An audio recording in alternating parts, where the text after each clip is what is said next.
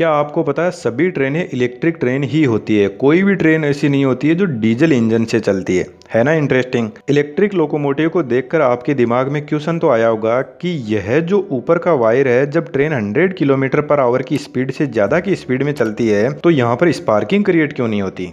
और यदि आपने ज़्यादा सोचा तो यह भी सोचा होगा कि इलेक्ट्रिक ट्रेन में बैठे हुए पर्सन में करंट क्यों नहीं लगता। और एक चीज़ यदि आपने नोटिस की हो तो इलेक्ट्रिक ट्रेन में ऊपर की तरफ एक ही वायर होता है, जबकि जो इलेक्ट्रिक लोकोमोटिव है उसके अंदर 3 फेज मोटर काम में ली जाती है। फिर वह एक वायर से कैसे चलती है। आपको पता है इलेक्ट्रिक लोकोमोटिव को न्यूट्रल वायर ट्रेन के ट्रैक से मिलता है, तो फिर क्या हम ट्रेन के ट्रैक को टच करेंगे तो क्या हमें ज़बरदस्त इलेक्ट्रिक शॉक लगेगा या नहीं। इन सब के अलावा इलेक्ट्रिक लोकोमोटिव होती है, उसमें जो मोटर यूज होती है उसके बारे में भी मैं आपको कुछ इंटरेस्टिंग बातें बताऊंगा, क्योंकि वह एक अलग ही टाइप की मोटर है। तो इन सभी क्वेश्चन को 1 बाय 1 लेते हैं और सोल्व करते हैं और आगे बढ़ते हैं। और इनके अलावा यदि कोई और आपका क्वेश्चन रह गया है तो वो बीच में कवर होता जाएगा, वीडियो आप पूरा देखना।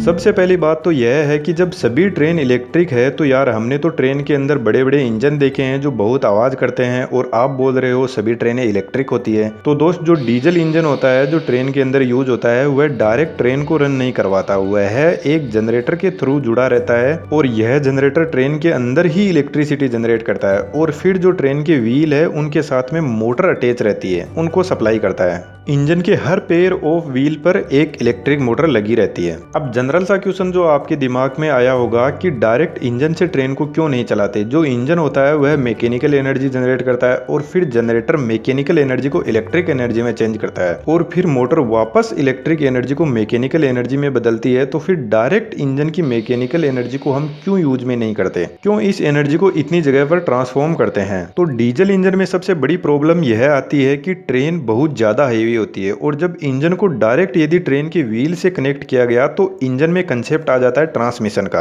क्योंकि बिना गियर बॉक्स के हम ट्रेन को कंट्रोल नहीं कर सकते, क्योंकि क्लच भी चाहिए ट्रेन को रोकने के लिए और गियर भी चाहिए स्पीड को कम ज्यादा करने के लिए। तो इस केस में जब ट्रेन स्टार्ट होती है तो उसको बहुत ज्यादा हाई टॉर्क की जरूरत पड़ती है। स्टार्टिंग फेज में एक तो इंजन के आरपीएम कम होंगे, तो जब आरपीएम कम होंगे तो इंजन इतना टॉर्क जनरेट नहीं कर पाएगा जो ट्रेन को आगे चला सके। और दूसरा रीजन यह है कि जो डीजल इंजन है उसको हम 2 ही व्हील से कनेक्ट कर सकते हैं, और उसके लिए भी हमें कपलिंग्स को यूज में लेना होगा इंजन को व्हील से कनेक्ट करने के लिए। और इसमें सबसे बड़ी प्रॉब्लम यह है कि इतने ज्यादा हेवी वेट को आगे चलाने के लिए यह जो कपलिंग्स है यह एफिशिएंट नहीं है। और दूसरी तरफ है इलेक्ट्रिक मोटर या ट्रैक्शन मोटर भी बोलते हैं इसको। यह मोटर डायरेक्ट एक गियर के थ्रू इंजन के व्हील से ही जुड़ी रहती है, और इलेक्ट्रिक मोटर जब स्टार्ट होती है तो यह जो ट्रैक्शन मोटर है यह 0 आरपीएम से ही मैक्सिमम टॉर्क जनरेट करने लग जाती है। इलेक्ट्रिक लोकोमोटिव में जो मोटर यूज होती है उसके खास बात मैं आपको बता देता हूँ। इलेक्ट्रिक लोकोमोटिव में डीसी मोटर भी यूज होती है और 3 फेज इंडक्शन मोटर भी यूज होती है। सबसे पहले डीसी मोटर की बात करते हैं। इस मोटर का नाम है डीसी सीरीज वाउंड मोटर। पहली बात तो डीसी मोटर इसलिए यूज ली जाती है क्योंकि डीसी मोटर बहुत ज्यादा पावरफुल होती है यदि एसी मोटर से कंपेयर करें तो।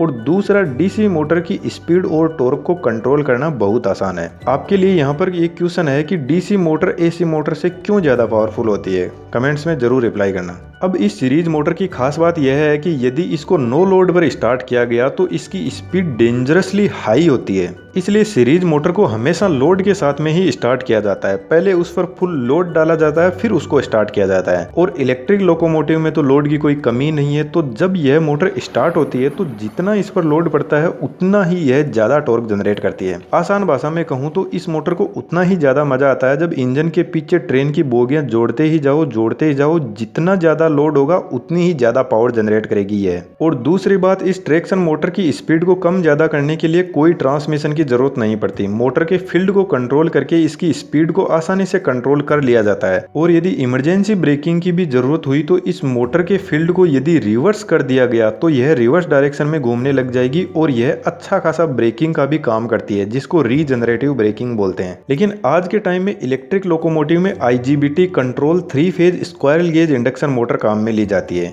क्योंकि डीसी मोटर में सबसे बड़ी प्रॉब्लम है कम्यूटेटर और ब्रशेस। इनकी वजह से मोटर के अंदर स्पार्किंग भी होती है और मोटर की मेंटेनेंस कॉस्ट भी बढ़ जाती है। इसलिए 3 फेज इंडक्शन मोटर यूज में ली जाती है, तो इसमें ब्रशेस का तो कोई कंसेप्ट ही नहीं है। और 3 फेज इंडक्शन मोटर बहुत ही ज्यादा पावरफुल होती है, इसका टॉर्क भी बहुत ज्यादा हाई होता है। इस मोटर की स्पीड को वोल्टेज और फ्रीक्वेंसी को कंट्रोल करके कंट्रोल किया जा सकता है, और यदि मोटर को रिवर्स डायरेक्शन में चलाना हो तो जस्ट फेज सीक्वेंस बदलने की जरूरत है। यहाँ पर IGBT कंट्रोल का मतलब है, IGBT एक ट्रांजिस्टर है जिसका यूज इन्वर्टर में किया जाता है, जो DC को AC में बदलता है। और एक्चुअली में यह 3 फेज इंडक्शन मोटर को कंट्रोल इन्वर्टर के थ्रू ही किया जाता है, और इन्वर्टर में यह IGBT ही होता है जो इस मोटर को कंट्रोल करता है। IGBT हमारे जो फैन का रेगुलेटर होता है, जो उसकी स्पीड को कम ज्यादा करता है, उसी का एडवांस वर्जन है। फैन के रेगुलेटर में SCR लगा रहता है। तो पहले के टाइम में AC मोटर को कंट्रोल करना थोड़ा मुश्किल था, लेकिन आज के टाइम में हमारे पास में एडवांस टेक्नोलॉजी के स्विच है जो मोटर की स्पीड और टॉर्क को आसानी से कंट्रोल कर लेते हैं। और DC मोटर को आज भी कंट्रोल करना आसान है और पहले भी कंट्रोल करना आसान था, क्योंकि इसमें ज्यादा कोई कॉम्प्लेक्स सिस्टम होता नहीं है। लेकिन इसकी बार बार मेंटेनेंस की वजह से अब इसको कम यूज में किया जा रहा है, जबकि पावरफुल DC मोटर ज्यादा होती है।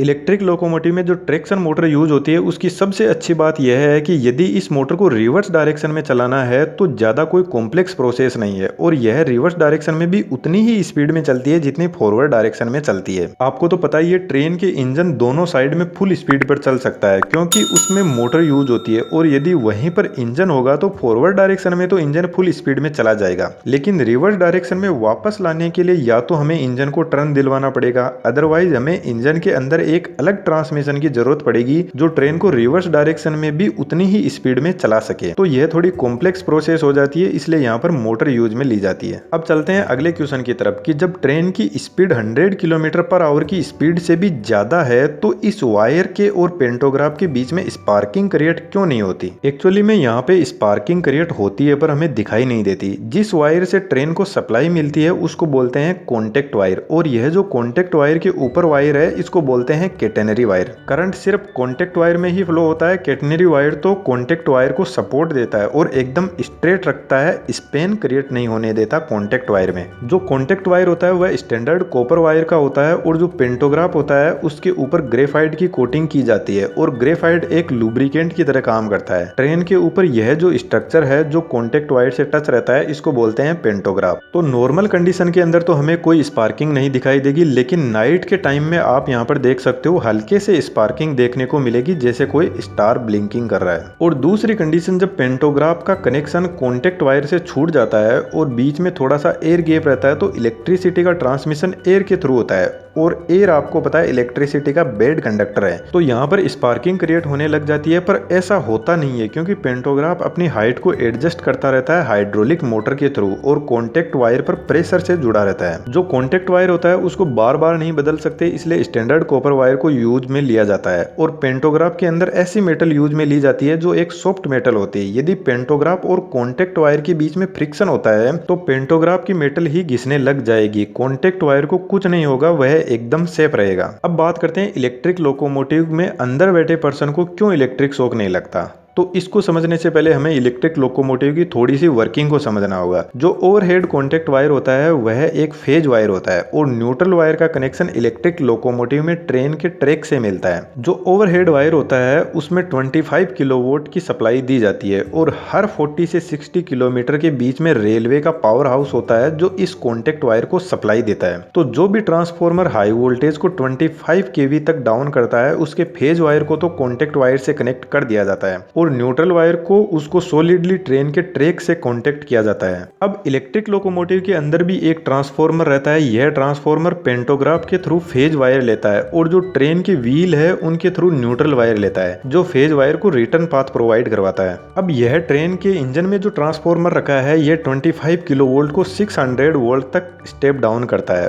और फिर रेक्टिफायर के थ्रू डीसी में कन्वर्ट कर दिया जाता है। अब यदि ट्रेन में डीसी मोटर यूज हुई है तो डीसी मोटर को सप्लाई दे दी जाती है, और यदि एसी मोटर है तो यहाँ पर इन्वर्टर को काम में लिया जाता है और इसी डीसी को 3 फेज एसी में बदल दिया जाता है और फिर 3 फेज इंडक्शन मोटर को रन करवाया जाता है जो ट्रेन के व्हील से जुड़ी रहती है। अब यह जो भी प्रोसेस है इसमें जो फेज वायर है वह कहीं भी ट्रेन की बॉडी से नहीं जुड़ा रहता है। जो भी सप्लाई आती है वह कहीं से भी ट्रेन की बॉडी को टच नहीं रहती है, प्रॉपर्ली इंसुलेटेड रहती है। और बाय चांस यदि कॉन्टेक्ट वायर टूट जाता है, वो ट्रेन पर गिर जाता है तो ट्रेन की बॉडी में करंट फ्लो हो सकता है, लेकिन जो पावर स्टेशन पर सर्किट ब्रेकर लगे रहते हैं वह तुरंत सर्किट को बंद कर देंगे, जिससे ट्रेन की बॉडी में तो करंट फ्लो होने का कोई भी चांस नहीं है। और सेकेंड थिंग, ट्रेन के ऊपर ही पेंटोग्राफ के बाद में एक सर्किट ब्रेकर लगा रहता है, तो इमरजेंसी कंडीशन में यह सर्किट ब्रेकर भी ओपन हो जाता है। तो इलेक्ट्रिक लोकोमोटिव में हम सिंगल फेज को पहले डीसी में कन्वर्ट करते हैं और फिर डीसी में कन्वर्ट करने के बाद में यदि 3 फेज इंडक्शन मोटर है तो इन्वर्टर के थ्रू 3 फेज में इसको कन्वर्ट कर दिया जाता है और फिर मोटर को रन करवाया जाता है। अब बात कर लेते हैं कि जब ट्रेन का ट्रैक फेज को रिटर्न पाथ प्रोवाइड करवाता है तो यदि बाई चांस हम ट्रेन के ट्रैक से टच हो गए तो क्या हमें इलेक्ट्रिक शॉक लगेगा?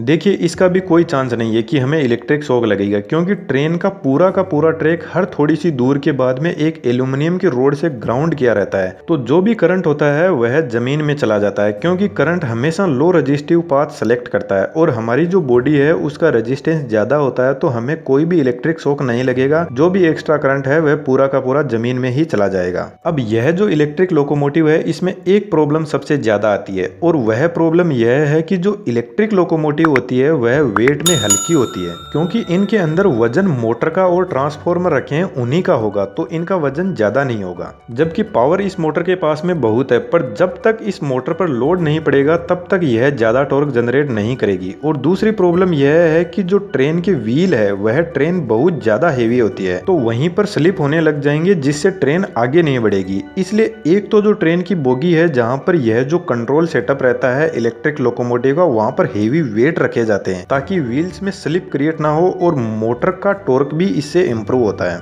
और यदि फिर भी व्हील स्लिप होते हैं तो इन व्हील्स के जस्ट सामने सैंड बॉक्स लगा रहता है। जब व्हील स्लिप होते हैं तो इस सैंड बॉक्स से बालू रेत निकलती है जो एकदम सूखी रहती है और यह बालू रेत व्हील्स और ट्रैक के बीच में फ्रिक्शन क्रिएट करती है, जिससे व्हील स्लिपिंग कम होती है। और यही सबसे बड़ा रीजन है कि जिन जिन लोकोमोटिव के अंदर ही इंजन लगा रहता है और इलेक्ट्रिसिटी जनरेट करता है वह ज्यादा पावरफुल होती है प्योर इलेक्ट्रिक लोकोमोटिव से, क्योंकि डीजल इंजन वाली लोकोमोटिव जो ट्रैक्शन मोटर है उस पर फुल लोड डालकर रखती है, जिससे वे ज्यादा पावर जनरेट करती है। इसके अलावा आपने इलेक्ट्रिक लोकोमोटिव की एक चीज और नोटिस की होगी, इनके अंदर डीजल इंजन नहीं होता फिर भी यह आवाज करती है। वह इसलिए क्योंकि इसके अंदर जो ट्रांसफॉर्मर और जो इन्वर्टर है उसको कूलिंग के लिए इसके अंदर फैन चलते रहते हैं, तो उन्हीं से आवाज होती रहती है। तो यह थी लोकोमोटिव के बारे में एक छोटी सी इन्फॉर्मेशन। कैसी लगी आपको जरूर से कमेंट बॉक्स में बताना, और यदि वीडियो देखते देखते यहाँ तक पहुँच गए हो तो चैनल को सब्सक्राइब करते हुए जरूर जाना। और इससे बड़ी बात यह है कि ऐसे ही इंटरेस्टिंग वीडियो और देखने के लिए आप चैनल पर विजिट कर सकते हो, जहाँ पर आपको ऐसे ही इंटरेस्टिंग वीडियो देखने को मिल जाएंगे।